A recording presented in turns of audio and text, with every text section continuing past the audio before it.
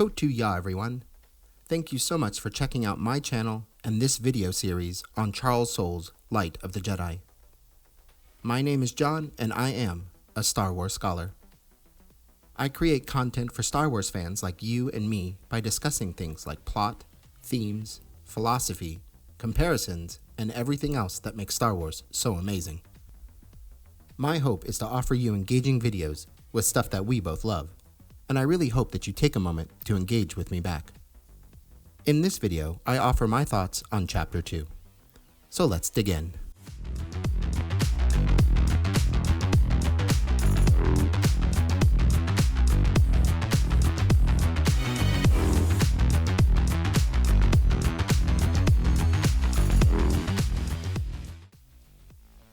Chapter 2 introduces the Hetzel system, the setting for the Great Disaster. The emergence is seen through the eyes of Scantech 3rd Class Mervyn Getter. The plot of the chapter is fairly brief. Getter is working at a monitoring station at the edge of the remote Hetzel system in the Outer Rim. His job is simply to track the traffic of ships entering and exiting the system via hyperspace. When we come to Getter, he is thinking about asking out a crimson-skinned Twi'lek named Soule, who works at the local cantina on the rooted moon that orbits Hetzel Prime. We follow Getter's thoughts as he recounts his hopes and dreams of asking Soule to dinner, linking his hopeful future with that hopeful future of the Republic. Because his job is relatively low in rank, he does not understand why Soule finds him or his job so interesting. Getter decides that today will be the day he finally asks Soule to dinner, which makes him impatient for his shift to finish. He contemplates asking his line manager, Scantech 2nd Class Val Karen, if she would allow him to leave early, but ultimately he decides against it. He can wait until the end of his shift. Getter gives us his opinion of Karen, who he sees as generally lazy, opting to sit and read Jedi romances, to rely on Getter to do his job so she does not have to do anything. Suddenly, a number of anomalies show up on Getter's holoscreen, all entering the system at near light speed. None of these anomalies are on the schedule, so he informs Karen, who also wonders what they are. When he asks her to run an analysis of the anomalies, she informs him that she does not know how, so she instead tracks trajectories. Quickly, Getter realizes that even more anomalies have entered the Hetzel system, and they are all moving at near light speed. He wonders what they could be. He cycles through asteroids, a weird space storm, and a comet swarm. He dismisses an attack because the Republic is at peace. He also does not understand why the Hetzel system would be targeted, as the system is purely an agricultural system. Its only claim to fame is being the birthplace of a famous singer who now lives on Alderaan. As more anomalies appear, Getter realizes that many of them are headed towards Hetzel Prime and its 2 inhabited moons, Fruited Moon and Rooted Moon. He also realizes that anything in the path of these anomalies would simply be atomized due to the sheer speed at which the anomalies are moving. Thinking of Soule, Getter wants to leave the monitoring station because it is directly in the path of the oncoming anomalies. Karen agrees, but says they first must send out a system-wide alert to warn everyone in the system of the approaching danger. He agrees, and they send out the alert together. As they go to leave the station, one anomaly appears from hyperspace and atomizes the monitoring station, killing both instantly. There are 3 main points I want to discuss in this chapter: the introduction of Bacta, the view of the Jedi, and a comparison between Captain Hayda Cassett and Getter. First, this chapter introduces us to Bacta. Now, I know what you're thinking. Bacta has been a staple of the Star Wars universe since the beginning. And of course, you're absolutely right. But what is important here is that during the High Republic era, Bacta has not yet revolutionized the medical situation. Instead, it is seen as some new wonder drug, but scientists and farmers are still struggling to find ways of mass-producing it. Bacta is what allows people in Star Wars to recover more quickly or to escape the jaws of death. Luke is plunged into a Bacta tank after his ordeal on Hoth.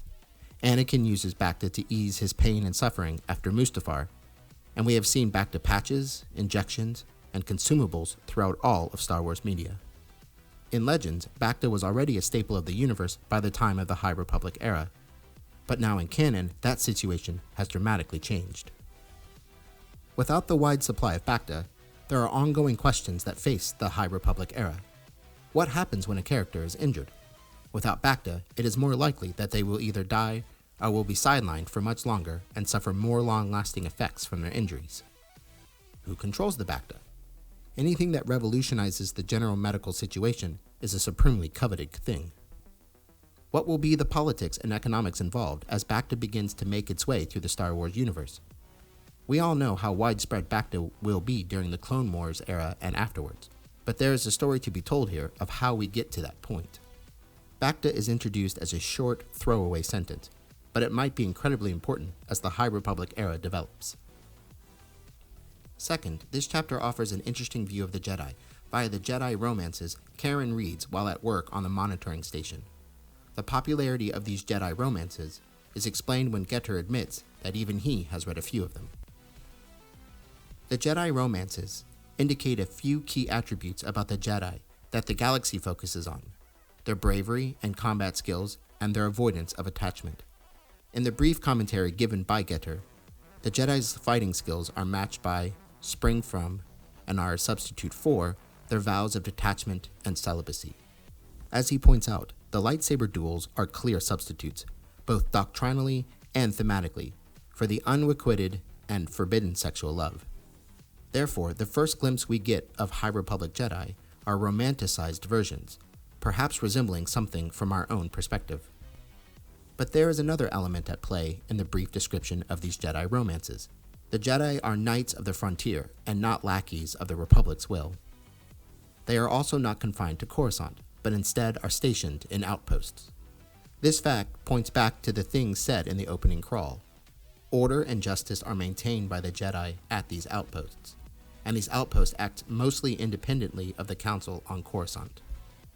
So, the Jedi of the High Republic era have similarities and marked differences from the Jedi Order we know from the Clone Wars era. Both versions of Jedi are virtuous, brave, but detached knights who fight for the Republic. But the Jedi of the High Republic era are also knights of the frontier and have much more independence than the Jedi of the Clone Wars. The final point of comparison is between Kasset and Getter. In the previous chapter, we were introduced to Kasset, who is an experienced pilot with distinguished military and merchant careers. We follow Kasset in her final hour, getting to know her history, experiences, personality, and ultimately her death. Kasset's death is tragic because she does everything she can to save as many lives as she can in an impossible situation. Getter seemingly is a very different character altogether. He has no distinguished career, and his dreams and desires are far more modest and mostly centered around Sela. Kasset's and Getter's personality also appear very different. Kasset is an experienced, decisive, and commanding presence, while Getter is seemingly none of those things. His boss takes advantage of his knowledge and work ethic. Kasset loves her job, but Getter is very much unenthused by his. The contrast between Kasset, the captain and pilot, and Getter, the desk jockey, is made explicit from the quote in Chapter 2. Quote, "Scantech third-class Mervyn Getter spent his days watching people go places. He, in contrast, stayed still." Kasset was definitely one of those people who went places. But for all their differences, Kasset and Getter are similar in very important ways.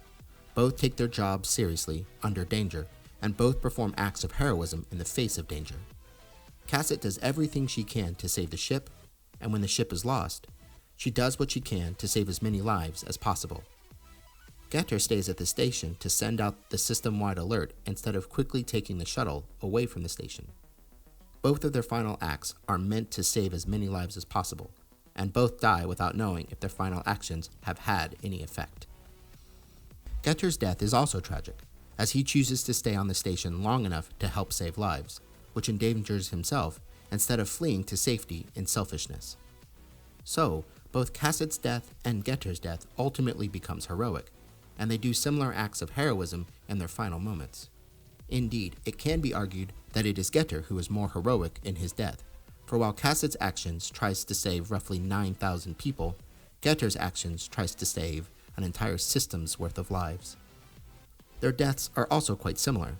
Something seemingly comes out of nowhere and leaves them no time really to avoid their fate. So, they do their heroic thing and think of others. There is some foreshadowing in this chapter with regard to Getter's death, and this is similar to Cassett in the previous chapter. Getter foreshadows his own death when he says that other people come and go, but he stays. It is in his staying on the station, perhaps while others would leave, that ensures his death when the monitoring station is blown up. So, while Cassett's death and Getter's death are superficially opposite, meaning Cassett's death happens because she runs into something while moving at tremendous speeds, and Getter's death happens because he stays while something moving at tremendous speeds runs into him. Their deaths are actually very similar.